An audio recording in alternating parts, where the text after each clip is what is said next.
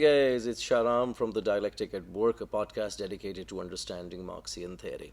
And today I wanted to give you guys a very simple introduction to the dialectical method of reasoning. And I'm going to do this in 3 steps. Number 1, I'm going to ask you to think about the following question. Why do we need a method? Why does anyone need a method to make sense of the observations and the world around them? Question 1. Question 2. What should be the desirable attributes, given that we need a method, if that is indeed the case, which remains to be shown or demonstrated at the very least? If we indeed need a method, what should be the desirable attributes of a good method of reasoning? That is to say, how can we distinguish between the various methods that are on offer within the world of what we will call in later episodes epistemology? Nevertheless, what are those 3, 4, 5 different kinds of methods or ways of reasoning about the world via which we can make sense of the observations? Okay, step 2. And step 3, I'm going to propose a tentative definition of what we're going to call the dialectical method of reasoning as one particular way of knowing, or epistemology, as we will call it in later episodes. Okay, so let's dive straight into it. Let's start with the first question. Why do we need a method? Okay, let's think about it, and I'm going to propose the following idea. On page 28, for those of you who want to follow along, this is the Grundrisse, one of Marx's famous works, translated by Martin Nicholas. On page 28, in his foreword actually, Martin Nicholas asks this really interesting question. He asks us to contemplate on the relationship between Hegel and Marx, and this is going to be relevant for us in upcoming episodes. So he asks the following question. He says, Hegel asked, this is right at the end of page 28, guys. Hegel asked, what is it to have a concept of a thing? That is to say, what does it mean to develop a concept of something, that which you're trying to analyze? For example, I'm a parent. I'm sure many of you are in the audiences, and you're trying to understand your child, or you're trying to understand your parents and why they behave the way they do, or you're trying to understand indeed, if you're an economist, you're trying to understand prices, you're trying to understand the movement of the stock market. Whatever it is that you're trying to analyze, you need concepts in order to understand that which you're trying to understand. You need to develop a concept. Okay, so he says, Hegel asked, what is it to have a concept of a thing? To have a concept, he continues, and he uses the German word Begriff. Begriff. I'm pretty sure I'm butchering it. My German friends can correct me on that, but he says that the German word for the word concept is Begriff, which literally means to grasp or to grip the thing mentally, to grasp it as if via your mental biceps, if you like. Have that visual image in your mind. Okay, so to have a concept of something means to grasp it, to grip it, to fix it. But here's where it gets interesting. On page 29, he says, but what if the thing is in motion, and this motion is part or all of its truth? Okay, guys, so we now have a problem. Step 1, in order to make sense of the world, we need to develop concepts. But to develop concepts means, by definition, for the human mind, to fix things, to fix the idea, to grip it, to grasp it. But what if that which we're trying to analyze is itself in motion? That is to say, it's changing, transforming, etc., etc. Okay, so now we have a problem. We have the following problem. To understand something is to grasp it, to grip it, to fix it. But that which we're trying to analyze is in motion, transformation, metamorphosis, change, etc., etc. Okay, now let's take a step back and go back to the time of this particular gentleman, René Descartes. Fascinating figure from the history of scientific philosophy, the world of ideas, etc., etc. This guy wrote this very interesting book called The Discourse on Method. Discourse on Method. And I encourage all of you to look at this book, because he talks about his journey, his personal journey, the internal dialogue he seems to have had as he served in the military. He did a bunch of things. He was a very, very interesting figure from human history. Nevertheless, he says on page 15 of this particular book that his quest was to search for, and I'm quoting directly, for the correct method for acquiring knowledge of all the things that my mind would be capable of knowing. That my mind would be capable of knowing. That's the interesting bit here. Now think about it. Why would Descartes be one of the first individuals to discuss this particular topic in a systematic way? There's a reason. There's a very good historical reason for this. If you go back to the 16th and the 17th century, which is when this guy was doing his work, you will discover that this is a time in human history when a lot of interesting discoveries are being made in the field of magnetism, in the field of astronomy, in the field of optics, biology, physics, all the rest of it. And Descartes, as he explains in this lovely treatise, argues that we need a way, a method, a systematic way of discerning and sifting through this world of observation and trying to discern what is true and what is not. And how can we collectively, because no one person can arrive at the truth, how can we collectively arrive at an understanding that, is at least a tentative hypothesis that we can all agree on? That was his kind of quest, as far as I understand it, at least. Okay, now Descartes has pointed us in a very particular and very interesting direction.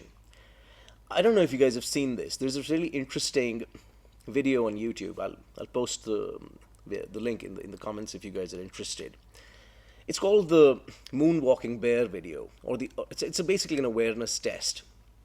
And basically what happens is that the narrator asks you to count the number of passes the team in white makes, the basketball team makes. And lo and behold, you're focused, you're zooming into that particular problem, you're trying to find the answer to the question. We're competitive by nature. I've done this experiment multiple times with my students in the classroom.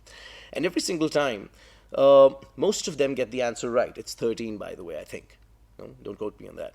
But anyway, they get that answer right, but here's something that happens. Right in, smack in the center of the clip, there's this moon walking bear. So you're zoomed into counting the passes, and while you're doing that, there's a moon walking bear in your field of vision. But you don't see it. Most students didn't see it. What does this show? This demonstrates to us the following point. That the human mind and the human senses, sight, sound, vision, blah, blah, blah, all the rest of it, and even the instruments that we've produced via our technological developments, none of them are reliable unless we have a concept of something. Let me do that again. The reason why you didn't see the moonwalking bear, or my students didn't see the moonwalking bear, is not that they're not smart individuals. Rather, it has to do with the fact that the eyes do not see what the mind is not paying attention to. The mind is not cognizant of what to pay attention and which aspect of the totality should it be zooming into. Okay, the eyes do not see what the mind does not know. Okay, now this takes us in a very interesting trajectory. Let's reiterate. Number one, we need a method because human senses, observation, etc. are not in of themselves reliable. Why? Because we need a concept to make sense of that which is around us.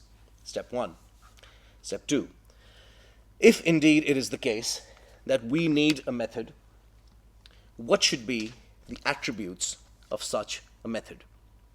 Okay, as we had agreed earlier, the thing that we're trying to analyze, the object of analysis, the stock market, prices, my own behavior, my own self, my own being, my parents, my loved ones, etc., etc., everything is in motion. Everything is changing every single second. Okay, so what then must be the desirable attributes of a good method? Hopefully I've convinced you that a good method must be motion sensitive, motion sensitive. What does that mean?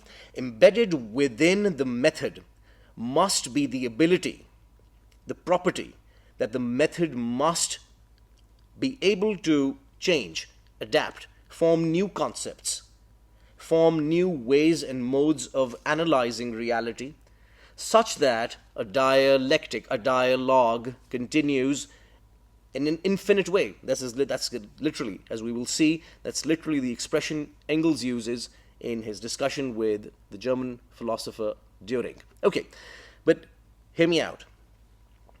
We need a method that is motion sensitive. Step one. For example, look at this. On page 31, Nicholas quotes Hegel and Marx and says that if the society as a whole, pay attention, is to be grasped in motion, in process, it is first and foremost essential to comprehend the dynamics of the production process, the direct production process, because, as Hegel said, the energy, the drive of the whole has its source in its underlying contradictions, in its internal contradictions. So that's the second attribute of the method. Number one, the method, a good method must be motion sensitive. Why? Because the real world consists of things which are perpetually changing. Stationarity and equilibrium is not the way of thinking about the world. My tribe of economists does try to do precisely that, which is why their analyses are often banal, boring, and often incomprehensible to ordinary individuals, human beings who are accustomed to motion and the dialectical way of thinking about things. Consider the real world. I just went for a run right now. Consider even the most elementary form of motion, right? Consider a runner who's running towards you, right? He's running, or she's running, whatever you prefer, is running towards you. And if you had to describe what was going on, right? If you just took a picture of this particular individual, that would freeze that individual in time and space, right? That would be a snapshot, a momentary snapshot of that person fixed in time and space. But that would not capture the motion, the change, the transformation. In order to capture the motion, and with the limits of language here, we'll have to understand that to be in motion, to be running, the runner has to be in the same place and not at the same place at the same time. That is precisely what motion implies. You have to be and not be at the same time. Motion. Okay.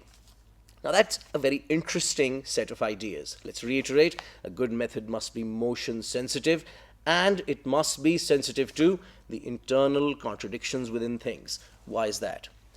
Well, consider the following. When you were deciding what to do with your life, what career to choose, who to marry, etc., when you were making these decisions, you faced choices. You faced what we call opportunity costs and all the rest of it, right? And if I were to ask you on what basis did you make that decision, well, you would tell me a rich story about, well, I wanted to do this, I was always passionate about that, but my friend wanted me to do this, and my mother wanted me to do that, and blah, blah, blah, and my counselor said this, etc., etc. You would tell me a rich story, right, in which the story would be filled with pushes and pulls and contradictions. You wanted to do one thing because you were interested in that sport, but you wanted to do that other thing because you were interested in a particular way of painting, or whatever the rest of the contradictions exist and pull and push people in different trajectories. Nevertheless, I hope you agree that you would not be able to explain your internal transformation over time to someone without considering the pushes and pulls, the internal contradictions that you faced. Well, that's pretty much the way the real world is. Any object of analysis exists in a state of internal contradiction. Okay, I'm running out of time, guys, but I promised you that I'm going to give you a working definition of the dialectic. Okay, so a good method must be motion sensitive and it must be inclusive of, it must pay attention to internal contradictions. The dialectical method is precisely that. On page 27 of the foreword of the Grundrisse, Martin Nicholas presents us with a definition. This is going to be a tentative definition because otherwise I will be, as a dialectician, contradicting myself, which is not a bad thing, but nevertheless, the dialogue must continue. The dialectic must have within it the possibility of being redefined later, as we will see. Nevertheless, he says dialectics has a very long history. Socrates, Aristotle, all the way to Lukács and all the rest of it. The term comes from, pay attention guys, the Greek dia, which means to split into two. Dia, to split into two. Remember the word diagram from high school? Diagram, to split the reality of the world, the statistical world that you're trying to examine, to split that into two grams, two graphs, x and y axes, to split the logic of reality into two axes, the x and y axis in that particular case. Okay, dia, meaning splitting into two, opposing, clashing, etc., and logos, reason, logic, etc. Okay, so the dialectic method of reasoning or the dialectic mode of articulation, discourse, etc. boils down to the following. The dialectic rests on splitting the logic into two. Splitting the logic into two. How that is done, why that is done, what are the tools that have been used by Hegelians, Marxists, people who follow this line of inquiry, who use it in their work. By the way, people have used the dialectical method of reasoning, as we will see, in all kinds of fields, including the sciences. The Dialectical Biologist is a lovely book written by Richard Levine that I encourage all of you to have a look at. All right, guys, I hope you got something out of it. I'll continue this particular dialogue, this discussion, but for now, let's split the logic into two and comment in the comments below and let me know what you think. Take care, guys. I'm signing off with the Dialectic at Work. Take care.